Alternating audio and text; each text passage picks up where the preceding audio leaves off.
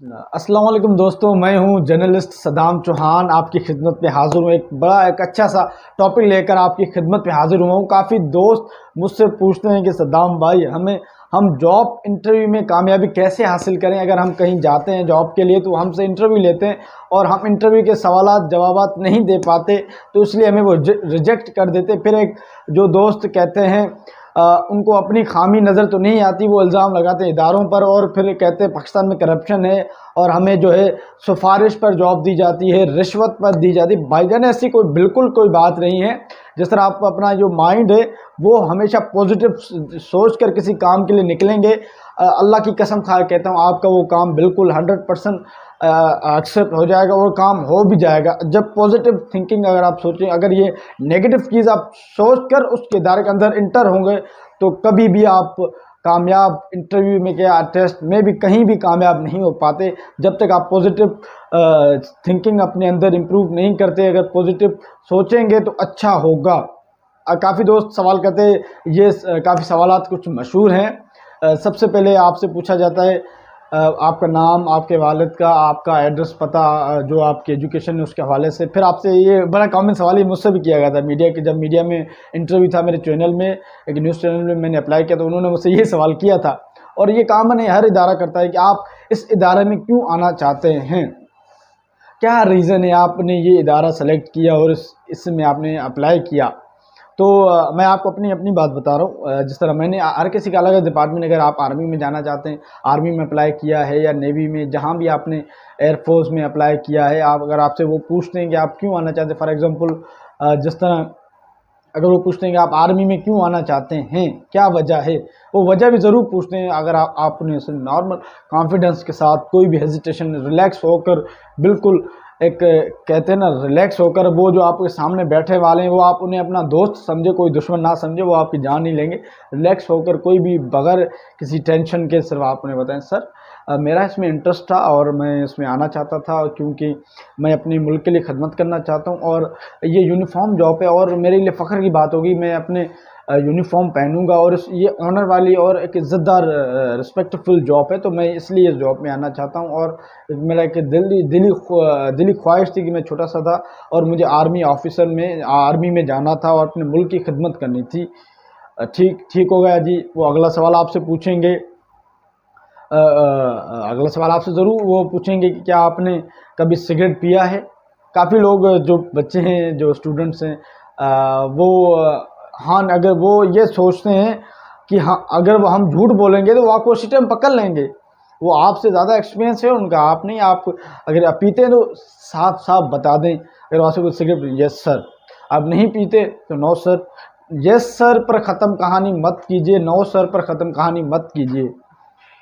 अगर आप नहीं पीती तो एक सिंपल सा जवाब है, सर मैं सिगरेट नहीं पीता क्योंकि ये बुरी भी आदत है और ये हमारे जिस्म को नुकसान पहुंचा सकती है, हमारी ज़िंदगी एक आधा ख़तरा बना सकती है। अगर येस आपने कहा है तो आपको फंस भी सकते हैं। आप येस अगर आपने कहा है तो ये ज़रूर आपको सोच के रखें, येस सिर्फ येस सर का नहीं, आगे आप उन्हें बताएं जो आपसे वो कन्विंस हो और आप जो है एक बेहतरीन जवाब दे रहे हैं, यस सर मैं पीता हूँ लेकिन ये बहुत बुरी आदत है, लेकिन बहुत बुरी आदत है, अच्छी नहीं है, ये इंसान को तबाह भी कर सकती है और ये बीमारी में मुब्तला कर देते हैं। हम जो एक चीज़ पीते हैं वो उससे हज़ारों बीमारियाँ मुब्तला हो जाती है। इससे बेहतर है कि हम ये ना पिएँ, लेकिन मुझे अच्छी नहीं लगती, लेकिन आस्ते आस्ते मैं छोड़ रहा हूँ।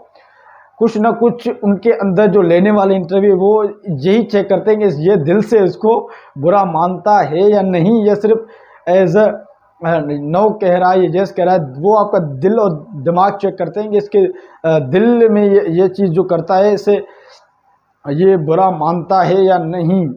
तो रही बात, मैं अपनी आपको बता रहा हूँ, मैं एक दफ़ा इंटरव्यू में गया तो उन्होंने जो इंटरव्यू लेने वाले थे उन्होंने मुझसे पूछा कि आप इस इदारे में क्यों आना चाहते हैं, मीडिया के इदारा आपने क्यों सेलेक्ट किया। मैंने सिटी रिपोर्टर के लिए अप्लाई किया था, तो न्यूज़ चैनल वालों ने मुझे इंटरव्यू के लिए बुलाया। तो मैंने कहा सर इसमें मेरा जो है मेरे माशरे में जो बुराइयाँ इस वक्त सर मंजर आम पर हैं और उसको मिटाने वाला कोई इदारा नहीं है, तो इसलिए इस मीडिया में आने के लिए मैंने ये जो चॉइस है, ये इस पर मैं जो है गरीब आवाम की जो है जो उनकी मुसीबत जो भी है, फॉर एग्ज़ाम्पल जो उनका वर्क होता है, इस मीडिया के इदारे जो अक्सर मैंने कहा, अक्सर सर मैंने ये देखा है जो इशू सोशल मीडिया और टीवी पर चलते हैं, जो वहीं पर इशू चलते हैं उसी पर ही हमारे मुल्क के इदारे जो हैं, जितने भी पाकिस्तान के इदारे हैं, वज़ीर आज़म है, वो फ़ौरी तौर पर एक्शन लेते हैं। तो मेरा मकसद ये जो पाकिस्तान में समाजी बुराइयां हैं उसको ख़त्म करना, और जो भी हमारे यहाँ पर जुल्म होता है उनको मैं आला जो हुक्मरान हैं उनको आला ऐवानों तक पहुँचाना।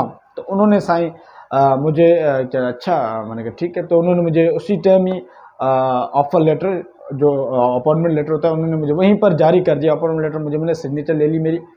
तो उसी तरह इंटरव्यू में बिल्कुल कॉन्फिडेंस होकर जाएं, ना ये डरे आप कि मुझे वो पता अगला खा जाएगा ये वो। बिल्कुल रिलैक्स होकर जाएं, अंदर एंट्री हो कोट वगैरह पहन के जाएं, बिल्कुल परफ्यूम वगैरह और शूज़ वगैरह हर चीज़ पॉलिश वगैरह करके जाएं। टाई हो तो बेहतर है, वरना आप ये से नॉर्मल ड्रेस से भी जा सकते हैं, सलवार कमीज से भी जा सकते हैं, इससे कोई इशू नहीं है। आप बिल्कुल आसानी से अपना इंटरव्यू क्लियर कर सकते हैं। इंटरव्यू बिल्कुल आसान है, आपसे वो मुश्किल सवाल नहीं पूछते, कोई इतना आसान नहीं। आपका फैमिली बैकग्राउंड पूछते हैं, आपके वालिद की इनकम पूछते हैं, आप कहाँ से हैं, आपसे जिस तरह मैंने आपको पहले ही बताया था कि क्यों ज्वाइन करना चाहते हैं, ये नॉर्मल से सवाल होते हैं, कुछ में नहीं। तैयारी करनी पड़ती है इसके लिए, प्रिपेयर करनी है। एक सीट के लिए आपको पता है, किसी एक सीट के लिए अगर आप किसी इदारे में जॉब करनी, उसमें 500 या 50 वैकेंसियाँ आ चुकी हैं उस इदारे में, तो वो एक सीट के लिए 7-8 बंदों को बुलाते हैं। वो कंपटीशन होता है, मुकाबला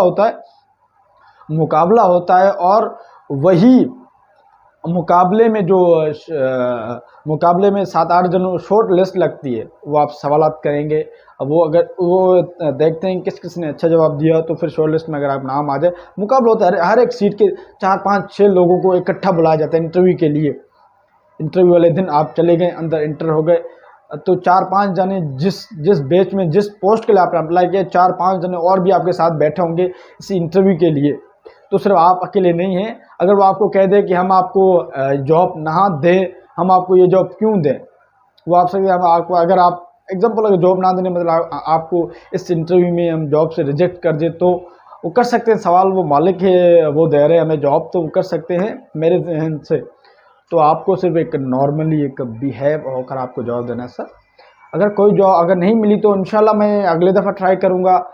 इसमें भी अल्लाह ने मेरे लिए कोई अच्छा सोच कर अल्लाह ने एक बेहतरीन मेरे लिए आगे रास्ता बनाया होगा, और बेहतरीन मुझे आगे अल्लाह तौफीक देगा कि मैं और मेहनत करूं और आगे जाऊं। अगर इसमें भी अल्लाह की कोई रज़ा होगी, अगर इसमें अगर मैं इंटरव्यू में रिजेक्ट हो गया, कोई बात नहीं, इंशाल्लाह नेक्स्ट टाइम अप्लाई करूँगा।